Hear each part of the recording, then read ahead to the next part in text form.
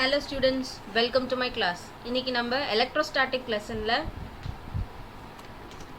conductors at electrostatic equilibrium அப்படிங்கிற topic பார்க்க போறோம்.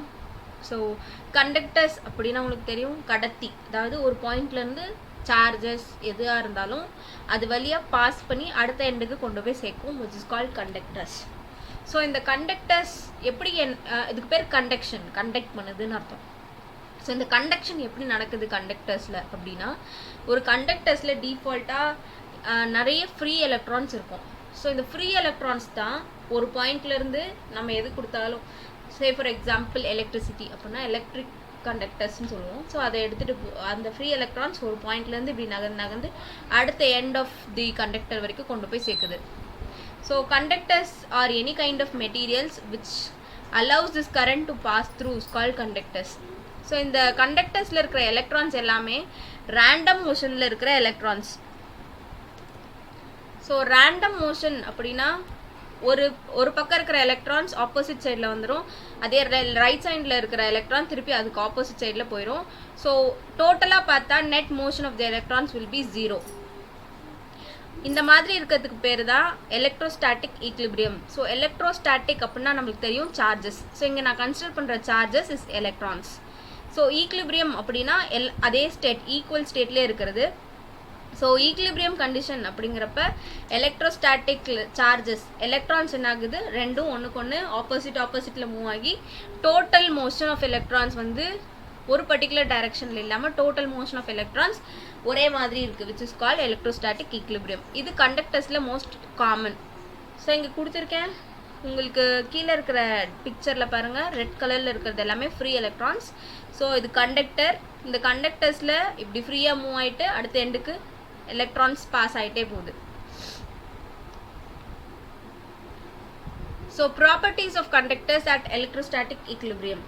ஸோ எலக்ட்ரிக் ஃபர்ஸ்ட் பாயிண்ட் பாருங்கள், electrostatic field is 0 everywhere inside the conductor. ஒரு கண்டக்டருக்குள்ள நான் எந்த பாயிண்ட் எடுத்தாலும் அந்த பாயிண்ட்ல எல்லாத்துலேயும் எலக்ட்ரிக் ஃபீல்டு வேல்யூ 0வாக இருக்கும் அப்படின்னு சொல்லியிருக்காங்க. ஸோ எலக்ட்ரோஸ்டாட்டிக் ஈக்லிபிரியமுக்கு இங்கே ஒரு கான்செப்ட் கொடுத்துருக்கேன். ஒரு சார்ஜ்டு ஆப்ஜெக்ட் இருக்குது விச் இஸ் பாசிட்டிவ் சார்ஜ். இன்னொரு நியூட்ரல் ஆப்ஜெக்டை நீங்கள் இந்த சார்ஜ்டு ஆப்ஜெக்ட் பக்கத்தில் கொண்டு வந்தீங்க அப்படின்னா அது மேலே இருக்கிற சார்ஜ் ஆப்ஜெக்ட் பாசிட்டிவ் சார்ஜ் அப்படிங்கிறதால கீழே இருக்க நியூட்ரல் ஆப்ஜெக்ட்னா ப்ளஸ் மைனஸ் எல்லாமே ஈக்குவலாக இருக்கும். ஸோ இந்த மைனஸை வந்து இந்த பாசிட்டிவ் சார்ஜ் அட்ராக்ட் பண்ணிவிட்டு இன்னொரு எண்டுக்கு பாசிட்டிவ் சார்ஜை கொடுத்துரும், which is called electrostatic condition. இதுதான் எலக்ட்ரோஸ்டாட்டிக், இது நம்மளுக்கு முன்னாடியே தெரியும். ஸோ இப்படி இருக்கும்போது இந்த எலக்ட்ரோஸ்டாட்டிக் ஈக்லிபிரியம் அப்படின்னு நான் ஒன்று சொல்லியிருக்கோம். இந்த எலக்ட்ரோஸ்டாட்டிக் ஈக்லிபிரியமில் எலக்ட்ரிக் ஃபீல்ட் இன்சைட் தி கண்டக்டருக்குள்ளே எலக்ட்ரிக் ஃபீல்டே எப்போவுமே இருக்காதுன்னு சொல்கிறாங்க. ஏன்னா இந்த கான்செப்ட் வச்சு தான். இந்த கான்செப்ட் வச்சு ஒரு கண்டக்டரை இன்னொரு கண்டக்டர் பக்கத்தில் எடுத்துகிட்டு போகிறேன். அப்போ என்ன ஆகுது, எல்லா நெகட்டிவ் சார்ஜும் இந்த பாசிட்டிவ் சார்ஜ் நோக்கி வந்துருச்சு. அப்போது இங்கே இந்த அடுத்த பிக்சரில் இருக்க மாதிரி ஒரு சைடு ஃபுல்லாகவே என்ன ஆயிடும், என்னோட எலக்ட்ரான்ஸ் எல்லாம் நகர்ந்து வந்து ஏன்னா பாசிட்டிவ் சார்ஜ் கொண்டு வந்து பக்கத்தில் வச்சுருக்கேன். அப்போ பாசிட்டிவ் சார்ஜ்னால நெகட்டிவ் சார்ஜஸ் எல்லாம் ஒரு சைடு நகர்ந்துடும். Obviously negative charge positive charge attract பண்ணி ஒரு பக்கம் நகர பாசிட்டிவ் சார்ஜ் என்னாகும், இதை ரிப்பல் பண்ணி ஆப்போசிட் சைடுக்கு நகர்ந்துடும். ஸோ இப்போ எல்லா நெகட்டிவ் சார்ஜஸும் ஒரு சைடில், எல்லா பாசிட்டிவ் சார்ஜஸும் ஒரு சைடில் போயிடுச்சு. அப்போது இந்த சென்டர் ஆஃப் தி ஆப்ஜெக்டில் இன்சைட் தி கண்டக்டரில் இன்சைட் தி ஆப்ஜெக்டில் எனக்கு எந்த ஒரு ஃபீல்ட் எஃபெக்டும் இருக்காது.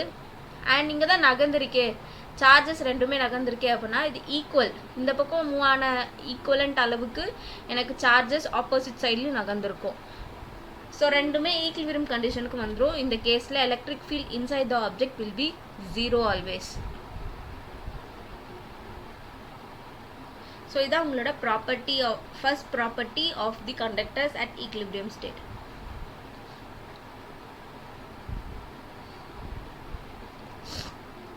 Second property is no net charge inside the conductor. So ஒரு கண்டக்டருக்குள்ளர நம்ம முன்னாடியே சொல்லிட்டோம் எலக்ட்ரிக் ஃபீல்டு கிடையாது. அடுத்த பாயிண்ட்ல என்ன சொல்லியிருக்காங்க, கண்டக்டருக்கு உள்ளர இன்சைட் தி கண்டக்டர் சார்ஜ் எதுவுமே இருக்காது அப்படின்னு சொல்லியிருக்காங்க. ஏன் அப்படின்னா நம்ம முன்னாடியே பார்த்த மாதிரி இன்னொரு சார்ஜ் மெட்டீரியல் கொண்டு வரும்போது ஆப்போசிட் சார்ஜஸ் அட்ராக்ட் பண்ணி எல்லா ஆப்போசிட் சார்ஜும் ஒரு எண்டுக்கு கண்டக்டரோட அவுட்டர் எட்ஜுக்கு வந்துடும்.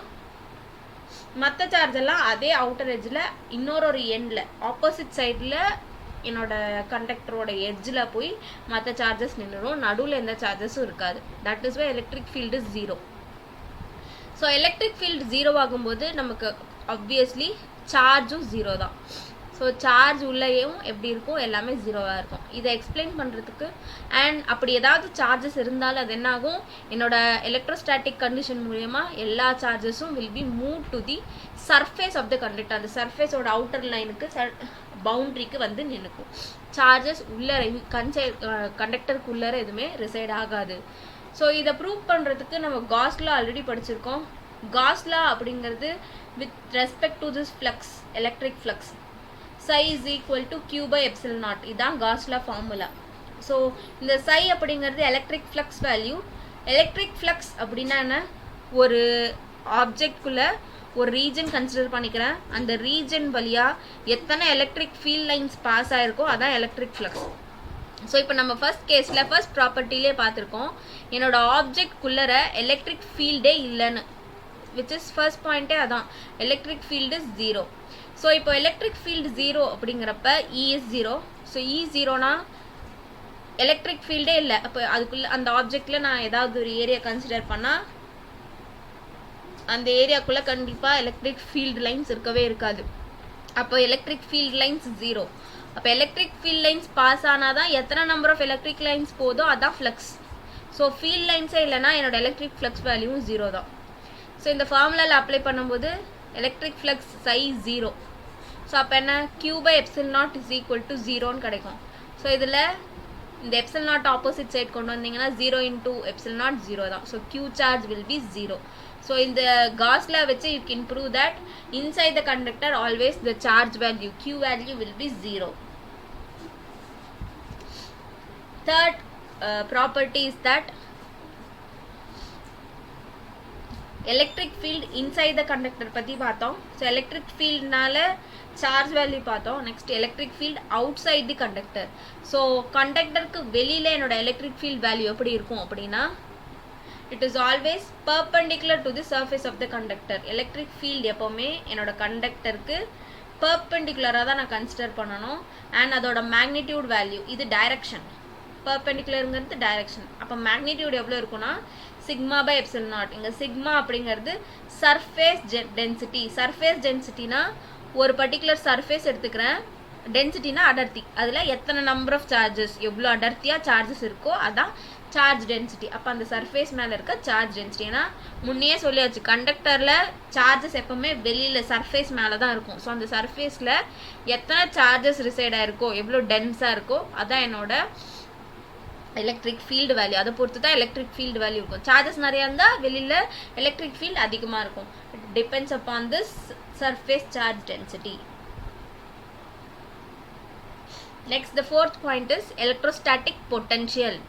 ஸோ நம்மளுக்கு லாஸ்ட் கேஸில் ஈக்வி பொட்டன்ஷியல் சர்ஃபேஸ் பற்றி பார்த்துருக்கோம். அது மாதிரி இப்போ ஒரு கண்டக்டரில் எல்லா சார்ஜஸும் will go and reside on the surface. So முன்னாடி இருக்க டயக்ராம்லேயே பார்த்துருக்கீங்க பாருங்கள், எல்லா whole entire outer boundary of the surface of the ஆப்ஜெக்டில் எல்லா சார்ஜஸும் ரிசைட் ஆகிருக்கு. ஸோ அப்படி இருக்கும்போது எல்லா சார்ஜஸும் ஈக்குவலாக சேம் டிஸ்டன்ஸில் ஸ்ப்ரெட் ஆகி தான் நிற்கும். அண்ட் இந்த சர்ஃபேஸில் நிற்கிற எல்லா சார்ஜஸ்க்கும் பொட்டன்ஷியல் வேல்யூ, அதோட கெப்பாசிட்டி அப்படிங்கிறது சேமாக தான் இருக்கும். ஸோ அப்போ ஒரு சர்ஃபேஸில் எல்லா சார்ஜஸ்க்கும் பொட்டன்ஷியல் ஈக்குவல்னால் அதுக்கு பேர் ஈக்வி பொட்டன்ஷியல் சர்ஃபேஸ் நம்ம படிச்சிருக்கோம். ஸோ ஜென்ரலாகவே ஒரு கண்டக்டருக்கு ஈக்வி பொட்டன்ஷியலாக தான் இருக்கும். So this is the properties of your conductors which is at electrostatic equilibrium. 4 point தான். Okay, so we shall move on into the next topic which is called electrostatic shielding. So shielding அப்படின்னாலே protect பண்ணுறதுன்னு அர்த்தம். So protect பண்ணுறோம் அப்படின்னா எப்படி protect பண்ணுறோம், மேலே ஒரு கவர் போட்டு ப்ரொடெக்ட் பண்ணலாம். ஸோ ஒரு ப்ரெஷியஸ் ஒரு மெட்டீரியல், ஒரு precious material, safe for example ஒரு ப்ரெஷியஸ் ஸ்டோன் உங்களுக்கு கொடுக்குறேன் கொண்டு வந்து, இது ரொம்ப சேஃப் பண்ணி வைங்க அப்படின்னா என்ன பண்ணுவோம், ஒரு பாக்ஸ் போட்டு ஒரு கவர் போட்டு அந்த பாக்ஸ் போட்டு இன்னொரு கவர் போட்டு இன்னொரு பாக்ஸ் போட்டு அப்படி பாக்ஸ்குள்ளே போட்டு will cover it to protect, to have it safe. So அந்த மாதிரி இப்போ நம்ம என்ன பண்ண போகிறோம், எலக்ட்ரோஸ்டாட்டிக்கோட எஃபெக்டை ஷீல்டு பண்ண போகிறோம். அதாவது ஒரு ஆப்ஜெக்டையோ ஒரு சார்ஜையோ எலக்ட்ரோஸ்டாட்டிக்கோட எஃபெக்ட் இல்லாமல் அந்த சார்ஜை ஒரு கவர் போட்டு மூடி அதை ப்ரொடெக்ட் பண்ண போகிறோம். யார்கிட்ட இருந்து, எலக்ட்ரோஸ்டாட்டிக் எஃபெக்ட் கிட்ட இருந்து. அதுக்கு பேர் electrostatic shielding. Protection against the electrostatic effect of charge is called electrostatic shielding. What is electrostatic shielding? Protection against the electrostatic effect of charges. Charges ஓட electrostatic effectல இருந்து ஏதாவது ஒரு ஆப்ஜெக்டை ப்ரொடெக்ட் பண்ணோம்னா அதுக்கு பேர் எலக்ட்ரோஸ்டாட்டிக் ஷீல்டிங். எலக்ட்ரோஸ்டாட்டிக் அப்படின்னாலே சார்ஜஸ், ரைட்? ஸோ இப்போது அதுக்கு ப்ரொடெக்ட் பண்ணுறதுக்கு என்ன பண்ணுறது அப்படின்னா நம்ம ஆல்ரெடி பார்த்தாச்சு. சார்ஜ் வேல்யூ கண்டக்டருக்குள்ளே எப்போவுமே 0. அப்போ நான் என்ன பண்ணுறேன், எதை ப்ரொடெக்ட் பண்ணுமோ ஒரு ஆப்ஜெக்ட், அந்த ஆப்ஜெக்டை ஒரு எலக்ட்ரோஸ்டாட்டிக் எஃபெக்ட்லேருந்து ப்ரொடெக்ட் பண்ணணும் அப்படின்னா அந்த ஆப்ஜெக்டை சுற்றி ஒரு கண்டக்டர் வச்சு இப்படி க்ளோஸ் பண்ணிடுறேன். அந்த ஆப்ஜெக்ட் வந்து அந்த கண்டக்டருக்கு சென்டரில் உள்ளர இன்சைட் தி கண்டக்டர் இருக்கணும், சென்டர் பாயிண்டில் இருக்க மாதிரி ஒரு ஆப்ஜெக்ட் போட்டு இப்படி கவர் பண்ணிடுறேன். அப்படி கவர் பண்ணிட்டோம் அப்படின்னா ஒரு ஆப்ஜெக்ட் அதை ஒரு கண்டக்டரால் உள்ளே போட்டு க்ளோஸ் பண்ணிட்டேன். இப்போ என்னாகும், இந்த கண்டக்டருக்கு இதுக்கு பேர் காஷியன் சர்ஃபேஸ்ன்னு நம்ம சொல்லலாம். இந்த காஷியன் கண்டக்டர் சர்ஃபேஸில் இந்த காஷியன் சர்ஃபேஸ்க்குள்ளே நம்ம என்ன சொன்னோம், எப்பவுமே கண்டக்டருக்குள்ளே சென்டர் பாயிண்ட், அதாவது இன்சைட் த கண்டக்டர் என்னோட சார்ஜ் வேல்யூ Q = 0 அப்படின்னு சொல்லியிருக்கோம். அப்போ எனக்கு உள்ள சார்ஜோட எஃபெக்ட் எதுவுமே இருக்காது. ஸோ அந்த சார்ஜோட எஃபெக்ட் எதுவுமே இல்லைன்னா இன்னொரு சார்ஜ் நான் பக்கத்தில் கொண்டு வந்தா அதோட எஃபெக்டும் எதுவுமே இந்த ஆப்ஜெக்ட் மேலே இருக்காது. பிகாஸ் எலக்ட்ரோஸ்டாட்டிக் அப்படின்னா அதானே அர்த்தம், ஒரு சார்ஜ் பக்கத்தில் இன்னொரு சார்ஜ் கொண்டு வந்தீங்கன்னா ரெண்டும் அட்ராக்ட் பண்ணணும் இல்லை ரிப்பல் பண்ணணும், இதில் ஏதோ எஃபெக்ட் நடக்கணும். ஆனால் இப்படி ஒரு கண்டக்டர் வச்சு நம்ம க்ளோஸ் பண்ணிட்டா உள்ளே இருக்கிற இந்த ஆப்ஜெக்டில் இருக்கிற சார்ஜஸ்க்கும் வெளியில் இருக்கிற ஒரு சார்ஜுக்கும் எந்த எஃபெக்டும் இருக்காது. உள்ளே இருக்கிறது சேஃப், ப்ரொடெக்ட் பண்ணி வச்சுருக்கோன்னு அர்த்தம். இந்த மாதிரி பண்ணுறதுக்கு பேர் தான் எலக்ட்ரோஸ்டாட்டிக் ஷீல்டிங். அப்போ எலக்ட்ரோஸ்டாட்டிக் ஷீல்டிங் பண்ணுறதுக்கு என்ன பண்ணுறோம், ஒரு சார்ஜ் மெட்டீரியலை வெளியில் ஒரு கண்டக்டர் மெட்டீரியலால் உள்ளே க்ளோஸ் பண்ணி ஒரு ஷெல்னா மூடி மாதிரி, ஸோ அது க்ளோஸ் பண்ணி வச்சுக்கிட்டோன்னா அதுக்கு பேர் எலக்ட்ரோஸ்டாட்டிக் ஷீல்டிங். ஸோ இதை டெமான்ஸ்ட்ரேட் பண்ணுறதுக்கு ஃபர்ஸ்ட்டு ஃபாரடேஸ் கேஜ், ஃபாரடே அப்படிங்கிறவர் ஒரு ஃபாரடே கேஜ் அப்படிங்கிறத கன்ஸ்ட்ரக்ட் பண்ணார்.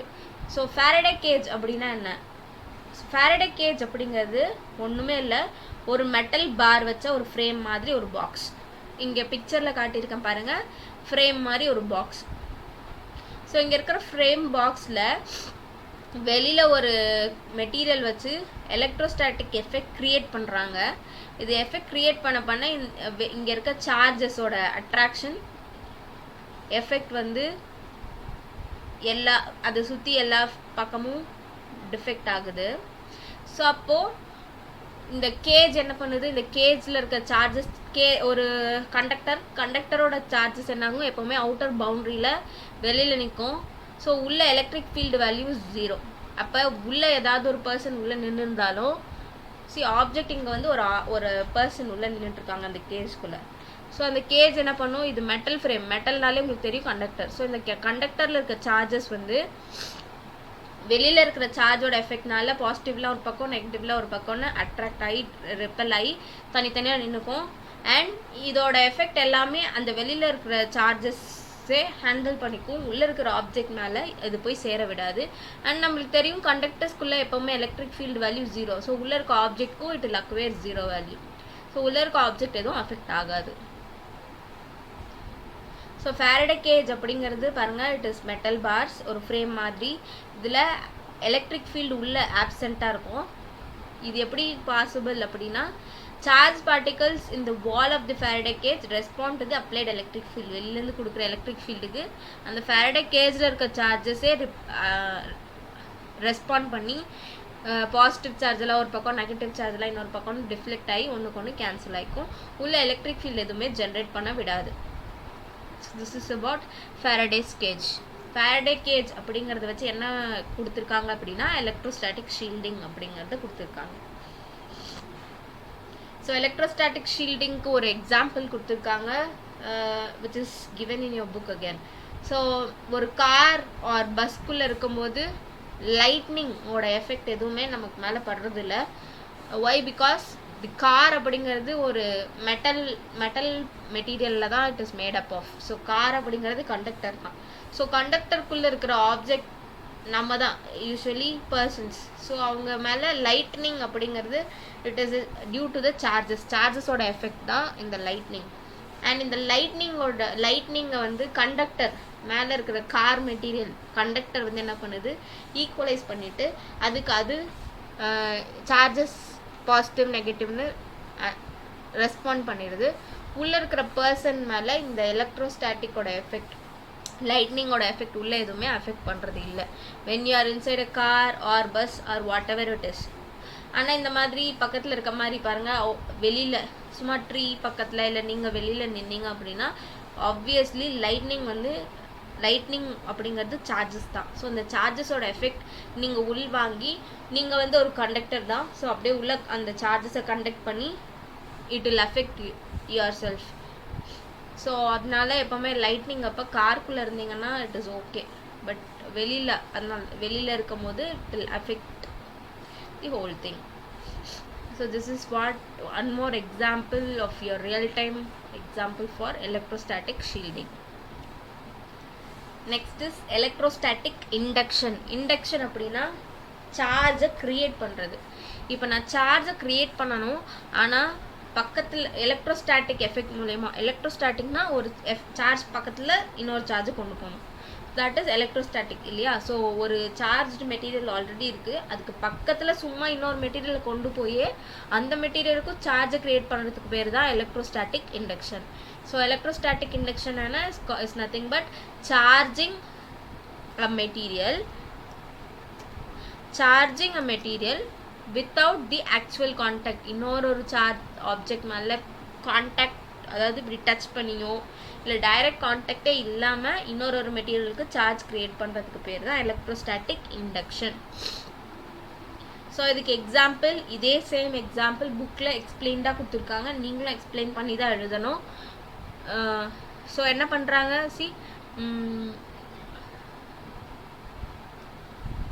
ஸோ ஒரு சார்ஜ் ஆப்ஜெக்ட், ஒரு நியூட்ரல் ஆப்ஜெக்ட், ஒரு சார்ஜ் நெகட்டிவ்லி சார்ஜ்டு ராடை என்னோட நியூட்ரல் ஆப்ஜெக்ட்டுக்கு கொண்டு வரேன். அப்படி கொண்டு வரும்போது இந்த நெகட்டிவ் சார்ஜஸ் ஆப்ஜெக்டில் இருக்க பாசிட்டிவ் சார்ஜெலாம் நெகட்டிவ் சார்ஜ் பக்கத்தில் அட்ராக்ட் பண்ணிக்குது. ஸோ ஒரு சைடு ஃபுல்லாக பாசிட்டிவ் சார்ஜ் வந்துருச்சு.